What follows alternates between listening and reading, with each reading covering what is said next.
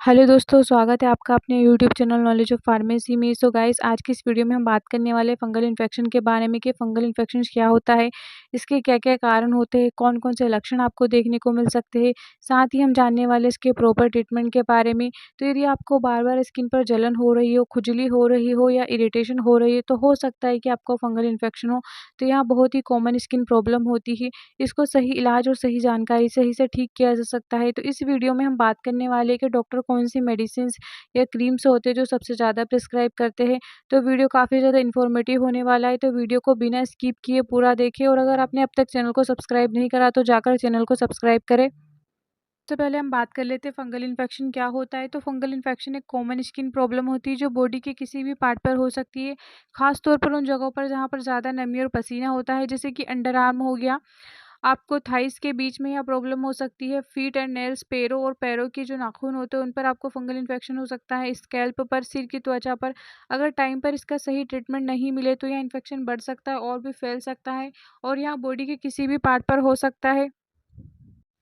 अब हम बात करते हैं फंगल इन्फेक्शन के कारण के बारे में। तो फंगल इन्फेक्शन होने के कई कारण हो सकते हैं, जैसे कि नमी और पसीना, गर्मी, उमस और स्वेटी स्किन पर फंगस तेजी से ग्रो करता है। तो गर्मी और बारिश के मौसम में स्किन काफ़ी ज़्यादा मॉइस्ट हो जाती है, जिससे फंगस तेजी से ग्रो करता है। इसके अलावा गर्मी में बहुत ज़्यादा पसीना आता है, स्किन को ड्राई नहीं रख पाते, तो यहाँ भी फंगल इन्फेक्शन होने का खतरा बढ़ जाता है। इसके अलावा एक कारण और होता है कि यदि आप कोई सिंथेटिक या टाइट कपड़े पहनते हैं जिससे स्किन जो होती है आपकी ठीक से सांस नहीं ले पाती, तो उस कारण भी आपको फंगल इन्फेक्शन हो सकता है। संक्रमित चीज़ों का इस्तेमाल करना, टॉवल, कपड़े, शूज़ या कोई पर्सनल आइटम शेयर करने से भी यहाँ फैलता है।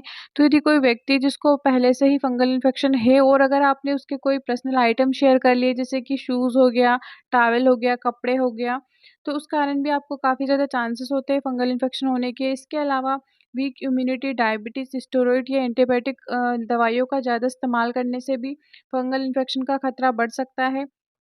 तो यदि कोई व्यक्ति है जिसको डायबिटीज़ है, तो उसकी इम्यूनिटी काफ़ी ज़्यादा कमज़ोर होती है, तो उसको ईज़िली फंगल इन्फेक्शन हो सकता है। या कोई व्यक्ति जो ज़्यादा एंटीबायोटिक या स्टेरॉइड दवाइयों का यूज़ करते हैं, तो उनकी इम्यूनिटी भी काफ़ी ज़्यादा वीक होती है, तो उनको भी जो फंगल इन्फेक्शन होता है, उसका खतरा काफ़ी ज़्यादा होता है। इसके अलावा पुअर हाइजीन, ना नहाना, गंदे कपड़े पहनना या स्किन को ड्राई न रखना भी इन्फेक्शन का कारण बनता है।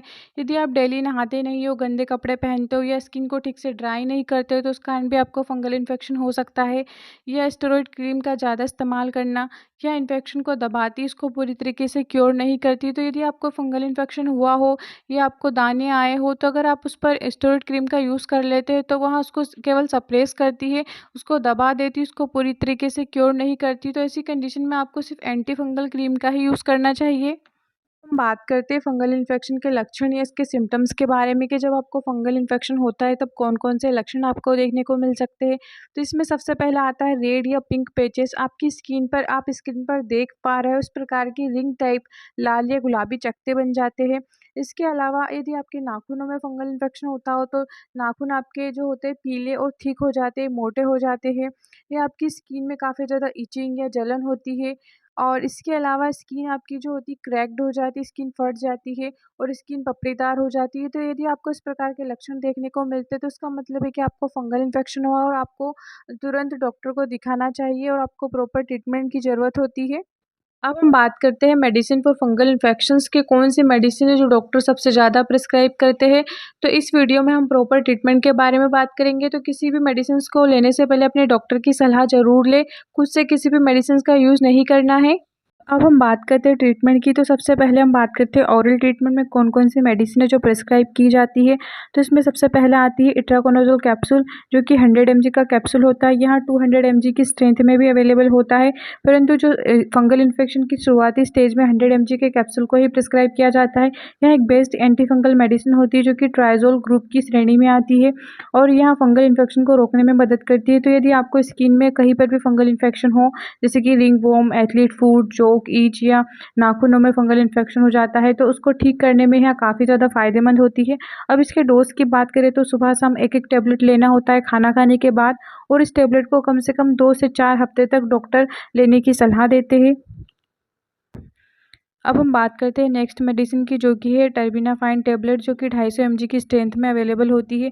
इसका यूज़ भी फंगल इन्फेक्शन में किया जाता है। यदि आपकी स्किन पे किसी प्रकार का फंगल इन्फेक्शन हो जाता है, जैसे कि रिंगवॉर्म हो जाता है, स्किन में खुजली और जलन होती है, नाखूनों में किसी प्रकार का इन्फेक्शन हो जाता है या सिस्टमेटिक इन्फेक्शन हो जाता है, तो उसको ठीक करने में इसका डॉक्टर्स मेडिसिन को काफ़ी ज़्यादा प्रिस्क्राइब करते हैं। बेस्ट एंटीफंगल मेडिसिन होती है।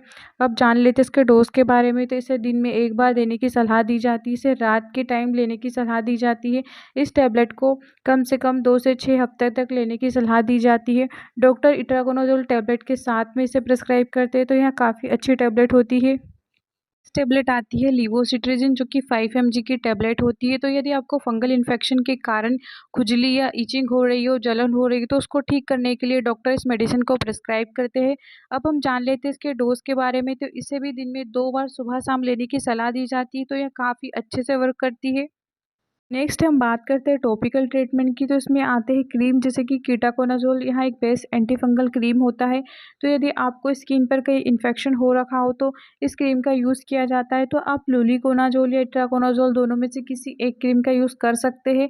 आपको शुरुआती स्टेज में जो स्टेरॉइड क्रीम होते हैं उनका यूज़ नहीं करना होता है, क्योंकि वो जो स्टेरॉइड क्रीम होते हैं आपकी जो फंगल इन्फेक्शन हो रखा होता है उसको सिर्फ सप्रेस करते हैं, उसको पूरी तरीके से क्योर नहीं करते हैं। तो आपको ध्यान रखना होता है कि आपको सिर्फ एंटी फंगल क्रीम का ही यूज़ करना होता है। तो अब हम बात करते हैं मेडिकेटेड सोप एंड शैम्पू की। तो यदि आपकी स्किन पर फंगल इन्फेक्शन हो जाता है, तो उस कारण आपको इचिंग, जलन और रेडनेस हो जाती है। उसको कम करने के लिए डॉक्टर जो होते हैं मेडिकेटेड सोप या एंटी फंगल जो सोप होता है, जैसे कि कीटाकोनाज़ोल हो गया, उसको प्रिस्क्राइब करते हैं। तो यह काफ़ी अच्छे से वर्क करता है। तो जब भी आप नहाते हैं उस टाइम आपको 2 से 3 मिनट जहाँ पर आपको फंगल इन्फेक्शन हो रखा होता है उस जगह पर लगा कर रखें, और उसके बाद 2 से 3 मिनट बाद आप इसे गुनगुने पानी से धो लें। तो ये काफ़ी अच्छे से वर्क करता है। नेक्स्ट आता है मेडिकेटेड शैम्पू। तो यदि आपकी स्कैल्प पर फंगल इन्फेक्शन हो जाता है, उसके कारण आपको इचिंग हो रही होती है, डैंड्रफ हो जाती है या खुजली होती है, तो उसको कम करने के लिए डॉक्टर्स जो होते हैं कीटाकोनाज़ोल शैम्पू प्रिस्क्राइब करते हैं, या इसके अलावा अदर कोई एंटी फंगल शैम्पू प्रिस्क्राइब कर देते हैं। तो यह काफ़ी अच्छे से वर्क करता है। तो आप इसे हफ्ते में 2 से 3 बार इस्तेमाल करें। सो गाइस, यहाँ था फंगल इन्फेक्शन पर कंप्लीट गाइड वीडियो। तो अगर आपको वीडियो पसंद आई तो वीडियो को लाइक करें और चैनल को सब्सक्राइब करें, जिससे आपको और भी हेल्थ से रिलेटेड वीडियो आपको मिल सके। Thanks for watching. Please like, share and subscribe my YouTube channel.